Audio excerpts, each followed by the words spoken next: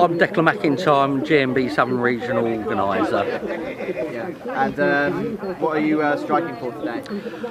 We're striking over pay, terms and conditions. It's fundamentally down to the value of the work that they do for the residents within the authorities. Unfortunately, their employer doesn't seem to appreciate what that value is. Year on year, their value has been lessened, and it's now time that the staff working for the authorities have said enough is enough. We need to pay our bills, we need to put food on the table, same as everyone else. The job that they do isn't a very nice job, and they just want to be valued once again. So with regards to the particulars of who you're negotiating with, is there any particular figures that are pivotal to actually solving this crisis? Well, again, if you look at what the value is, it's about that. It's a meaningful consultation over to actually try to get an agreement on that. It's very hard to put a value on what the role is and what can be afforded by authority and the residents. What you haven't got here is a belligerent workforce who are demanding unreasonable value for their role.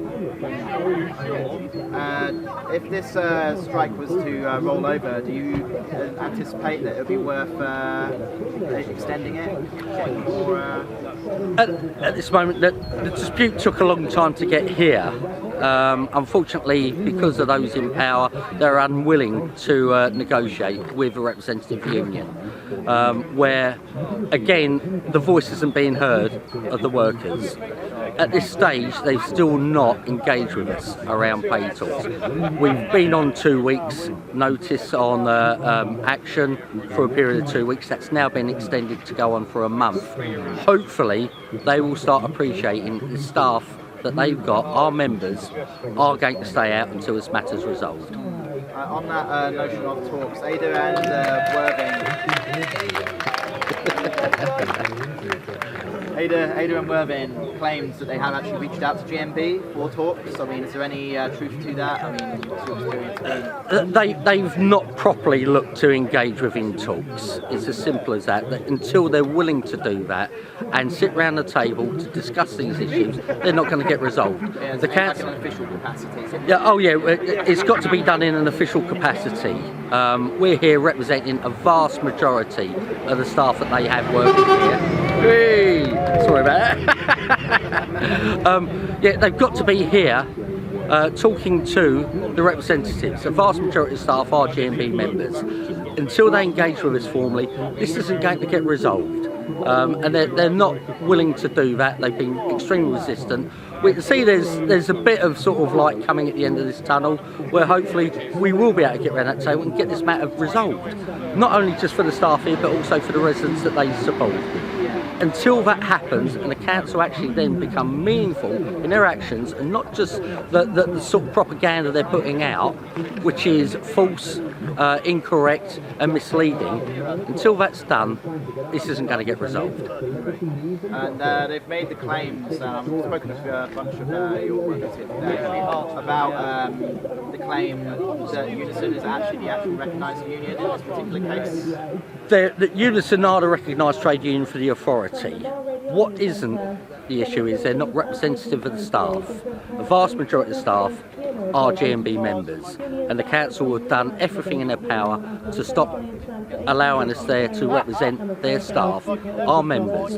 And when I say by majority, I mean it's a substantial amount.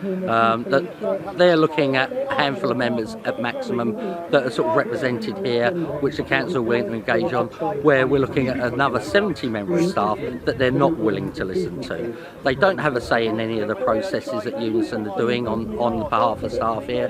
They don't get that voice, and until they engage with the GMB, they won't have that voice.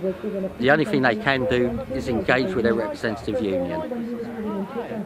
And again, with these councillors, they've said made a whole bunch of statements, which we've seen put out from most outlets. One of them being that they claim that what they've already offered is a superior deal to similar strike actions that have gone on in the region, say in Eastbourne and in Brighton. Would you say that's accurate? That they can make comparisons to any other deals that have been made. Ultimately, it's down to the staff. Now, where they've put out these figures, they're actually incorrect, they're non-factual, and like anything, when it comes down to number crunching, you can make them look like however you want, depends what you include within those figures. I was involved within what's happened in Brighton. I was involved in what's happened at Eastbourne. I can tell you now, the substantial increases that those different contracts are made on our members has been huge and far in excess to what's been offered within this. With media organisations, anything like that, has anyone expressed any interest in hearing your side of the story, would you say, relative to the councils?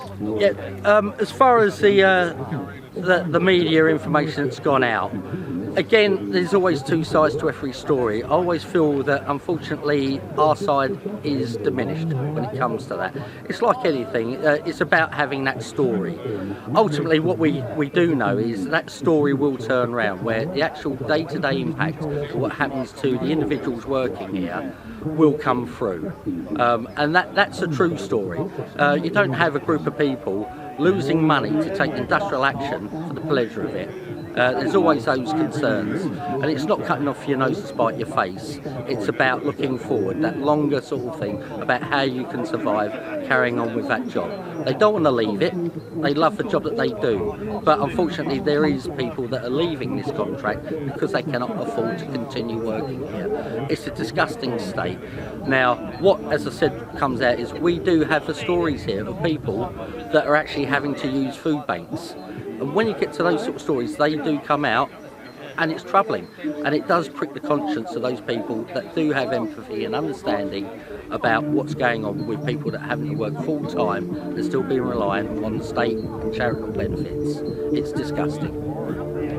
With regards to that, do you have any kind of closing message that you'd like to put out to the public in general with regards to how they should view the strike?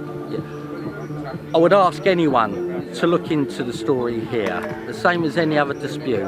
It isn't a group of belligerent people. These people, the last time there was any dispute here was a winter discontent, for those that may remember that.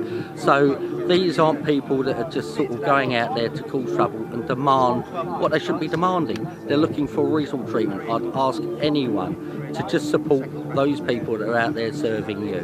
And for those that aren't even residents here, it's about having that understanding and appreciation that this is the last resort. This is withdrawing your labour is a fundamental human right, and unfortunately they've had to invoke that right just to try and be listened to. And it's a situation that should never happen. So any support that anyone can give is always very much appreciated. It's like any situation, you'll have people out there that are not educated to the facts that are going on, who are very horrible, very rude, and quite a few comments. They are taken to heart. The trolls in this world. Carry on doing what you do. It doesn't affect us, to be honest with you, because we know there are genuine people out there who, with a bit of information, do know what's going on, and they are extremely supportive. We just want that to grow larger. Fantastic. One last question actually. Right. When was the last time there was a pay rise? Here? Yeah. Good question. Under the NJC, you've got the April back pay, so you're actually a year out of date on it. Yes, yeah. We've only just got last April. Yeah. Okay. The staff here work for a local authority which is covered under the NJC negotiating group. It's only just been settled by their employer for last year. They're owed money since last April, which they're now getting back paid. They've had to suffer almost a whole year of being owed money until they come out with what is fundamentally a very poor offer, considering the cost of living and how that's skyrocketing at the moment. 1.75% is a huge pay cut, and they've had to wait for that. And it's not a situation that anyone working within the public sector should have to put up. Whether you're in the NHS, local authority, or even those within like the sort of outside sections of contracted out contracts.